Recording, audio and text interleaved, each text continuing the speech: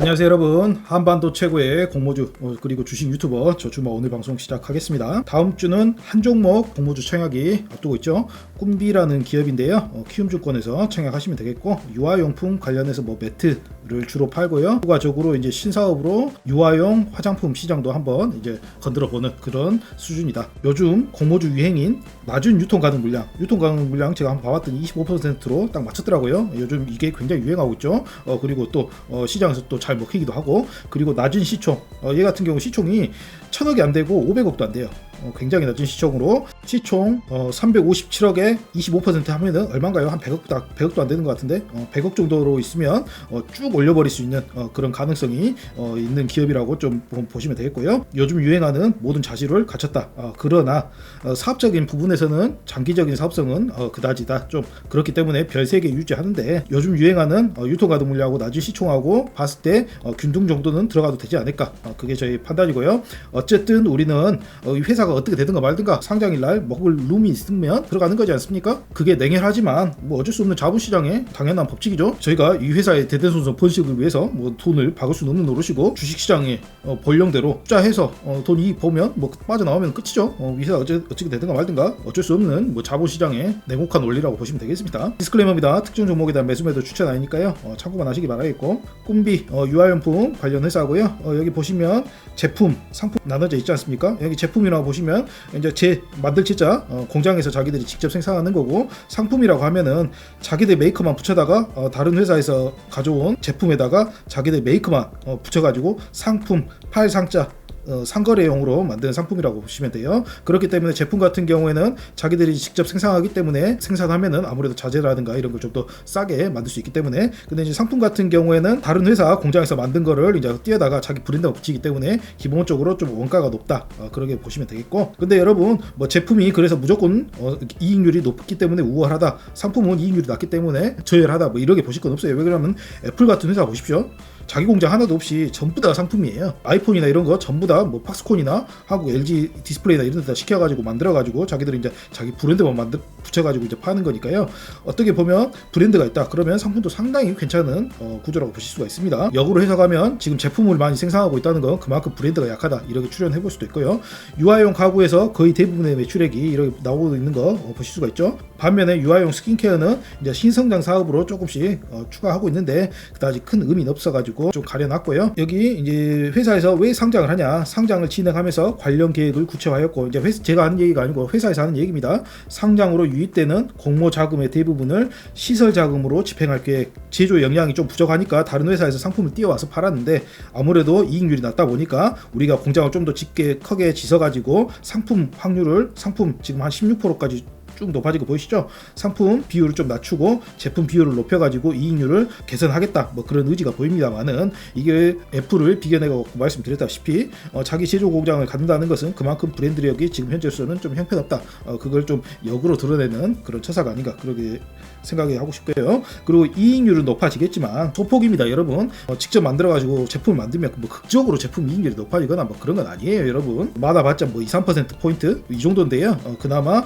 이익률은 소폭 개선되겠지만 매출은 여러분 브랜드력이 공고해야지 매출이 지속적으로 높아질 수 있거든요. 애플같이. 근데 글쎄요, 이런 꿈비에서 파는 유아 매트를 쫓아다니면서 사는 아줌마들 있을까요? 저희 집도 아이를 키워봤던 입장에서 유아 매트, 글쎄요, 브랜드 보고 사기보다는 네이버에서 검색해가지고 싼 거 사는, 상품평 많은 거 사는 그런 게 주요하지 않겠습니까? 그다지 브랜드력은 보이지 않는다. 그렇기 때문에 장기적인 투자보다는 상장일날 좀 먹고 빠지는 그런 식의 투자가 좀 유용할 것 같다. 꿈비 회사 홈페이지 들어가 보면 이런 거 팝니다. 여러분 이건 여러분 개 가둬두려고 하는 거 아닌가요? 개가 아니고 이제 애기 가둬두는 용도로 자기들이 직접 개발했네요. 이런 거 띄어다가 자기 브랜드 붙여서 파는 얼마 남겠어요. 여러분 이런 거 딱 봐도 돈 안 되겠다, 그 생각 딱 들죠? 그리고 두 번째 한번 봅시다. 여러분 이거 딱 보는 순간 짜증나네, 이런 생각 많이 하실 거예요. 위층에 애기들이 얼마나 뛰어다니면 이런 거 잘 부르겠습니까? 이거 층간 소음 때문에 요즘에 이거 설치할 수밖에 없죠. 애기 있는 집은.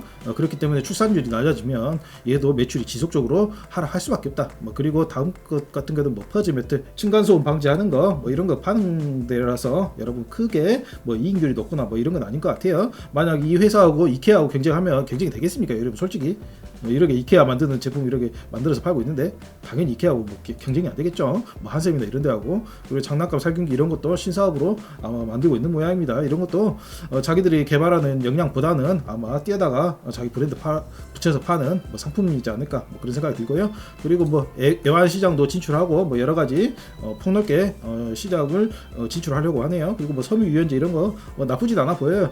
그러나 우리나라에는 제로투 세븐이라고 궁중비책이라는 아주 좋은 브랜드가 있기 때문에 경쟁해야 되는 후발 주자인 것 같다 그런 생각이 들고요. 뭐 그 다음에 뭐 이런 제품 만들어서 파는 아직 큰 메리트는 보이지 않는 제품 팔고 있다 그런 식으로 해석하시면 되겠고요. 제가 예전에 제로투 세븐에 직접 투자를 했기 때문에 뭐 이쪽 유아 시장 이런 거 잘 알고 있거든요. 이때쯤 투자해가지고 아마 제 생각에는 조금 소폭 한 10%인가 20%인가 먹고 도저히 기다릴 수가 없어가지고 보시면 이게 10년봉이거든요 여러분. 10년 동안 이렇게 줄줄 흘러내리는 거 보이시죠? 뭐 이런 식으로 그나마 제로투 세븐이 우리나라 대표적인 궁중비책 거기 만든 회사여가지고 우리 애기들도 이거 쓰면서 알아봤더니 상당히 궁중비책이라고 아줌마들이 좋아하더라고요. 우리 옆에 내가 사는 거 보고 저 이제 연구해가지고 제로투 세븐 들어갔는데 뭐 그다지 이익은 보지 못했다. 뭐 한 2-3년 동안 한 10% 20%니까 솔직히 말해가지고 그냥 똔똔이다 그렇게 생각하셔도 되겠고요.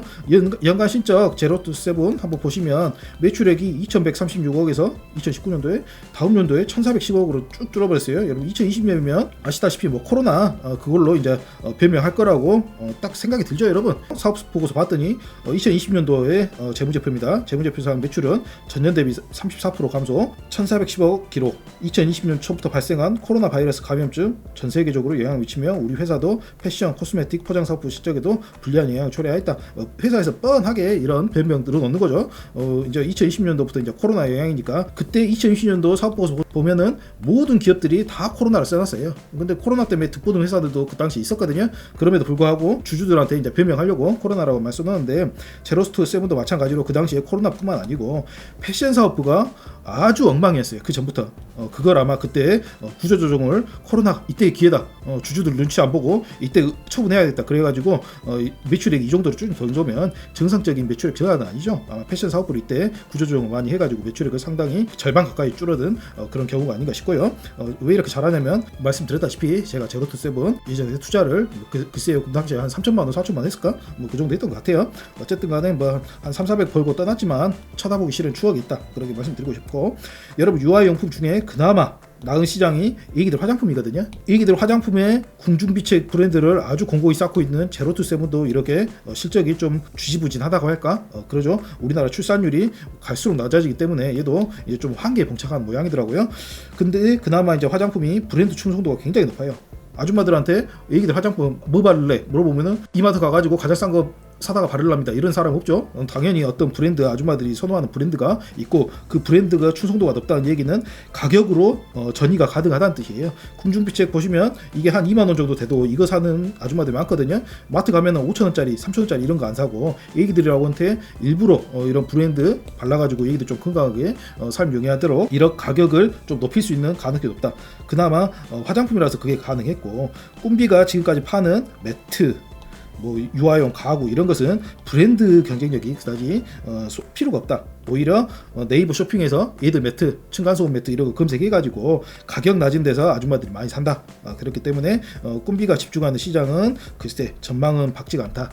이런 식으로 결론을 낼 수가 있겠고요. 그러면 이번에 꿈비가 공모가를 좀 제대로 해갖고 나왔냐? 그럼 한번 살펴봅시다. 공모가 4,500원 기준으로 했어요. 지금 한 4,000원에서 4,500원의 공모가 밴드인데요. 제 생각에는 글쎄 기관 수요측에 그다지 성공할 것 같진 않아요. 그나마 개미들이나 낮은 시총하고 낮은 시가총액 예상 시가총액 한 357억 정도 됩니다. 이거 보고 개미들이나 좀 입지에 들어가 있지 기관들은 그다지 선호하는 주식은 아닌 것 같다. 그 이유는 왜냐면 퍼가 지금 20배에 이루고 있어요. 퍼는 20배를 어떻게 도출했냐? 3분기까지 순이익이 12억 정도 나왔거든요. 그거를 3으로 나누면 1분기 순이익이 대충 이제 도출이 되죠. 그걸 이제 4를 곱하면 연간 이익을 추정하니까 한 17억 정도 나왔고 17억을 주식수로 나누니까 EPS가 214원으로 나왔고 214원은 퍼는 21배다.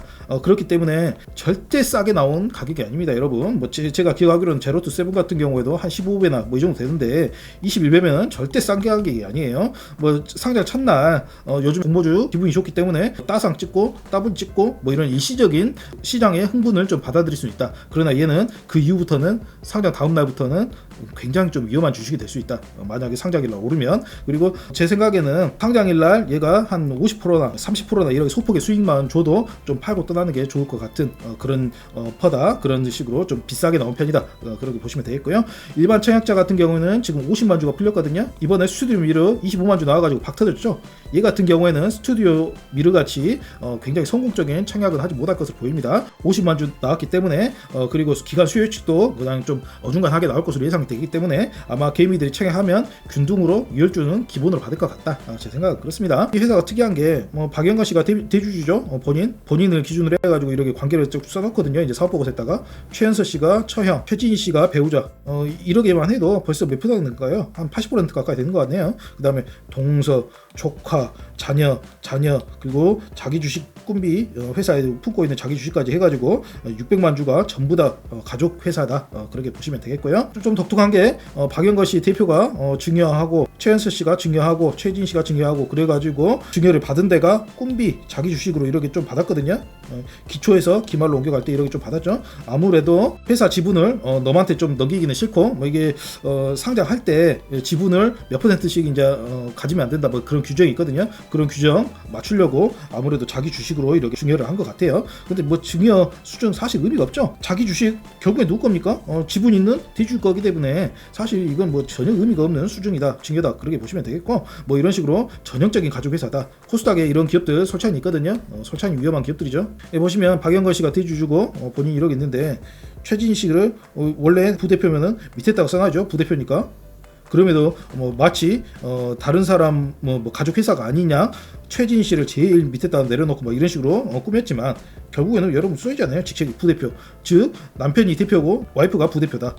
전형적인 가족 회사다, 그렇게 보시면 되겠고, 물론 능력만 있다면야 사돈 8촌에 그렇게까지 해 먹어도 전혀 뭐라 할 사람이 없죠.